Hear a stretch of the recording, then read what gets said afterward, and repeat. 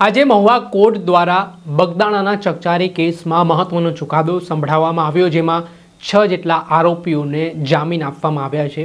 જેમાં કેસના મુખ્ય આરોપી તરીકે નવનીત બાલદિયાએ જે આક્ષેપ કર્યા હતા જયરાજ આહિર ઉપર, તેની સાથોસાથ આ કેસમાં જે માર મારનાર નાજુ કામડિયા હતો તે અને તેના સાગરીતોને આજે જેલમુક્ત દરમિયાન કેટલાક વ્યક્તિઓ ત્યાં પહોંચ્યા હતા। જે નાજુ કામડિયાનો બાવડો ઝાલીને તેમને થારમાં બેસાડવાનો પ્રયત્ન થયો।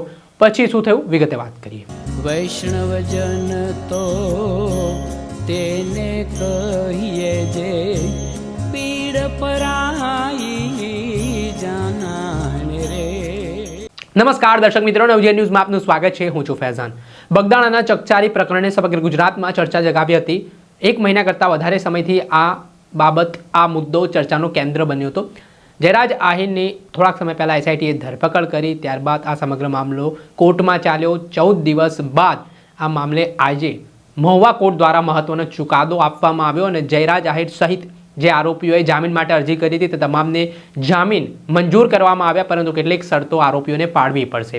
ત્યારે આ વચ્ચે આજે સાંજના સમયે ભાવનગર જેલમાંથી જે નાજુ કામડિયા જેણે નવનીત બાલદિયા પર હુમલો કર્યો હતો તે આરોપીઓ બહાર નીકળી રહ્યા હતા, ત્યારે અચાનક જે લોકો હોય છે 2-3 જણા તેઓ આવે છે ને નાજુ કામડિયાનું બાવડું ઝાલીને તેને થારમાં બેસાડવાનો પ્રયાસ કરવામાં આવે છે। ત્યારબાદ નાજુ કામડિયા થારમાં ના બેસી શકતા તે પાછળની સેફ્ટી ગાડીમાં બેસીને પછી ત્યાંથી આ લોકો રવાના થાય છે। હવે આને લઈને અનેક ચર્ચાઓ વેગવાન બની હતી, પરંતુ આ બાબતને લઈને ખુલાસો થયો છે કોણ હતા આ લોકોને, શું કામ આવું કરી રહ્યા હતા।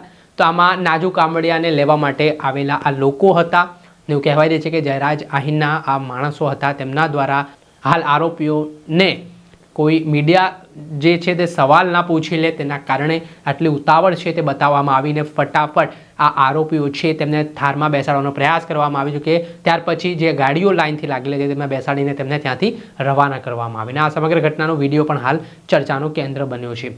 બગદાણાની બબાલે ગુજરાતભરમાં ચર્ચા જગાવી હતી। ત્યારબાદ હવે કોર્ટ દ્વારા જે આજે ચુકાદો આપવામાં આવ્યો છે, જયરાજ આહિર જેલમુક્ત થયા છે ને સાથે જ જે અન્ય આરોપીઓ હતા તેઓ પણ જેલમુક્ત થયા છે। ત્યારે હવે આગામી દિવસોમાં જોવું રહ્યું કે આ કેસમાં હજી શું નવા વળાંકો સામે આવે છે। દર્શક મિત્રો, આવા જ નવા વિડીયો સાથે આપણે માહિતગાર કરતા રહીશું, એટલે નવજીવન ન્યૂઝ જોતા રહો।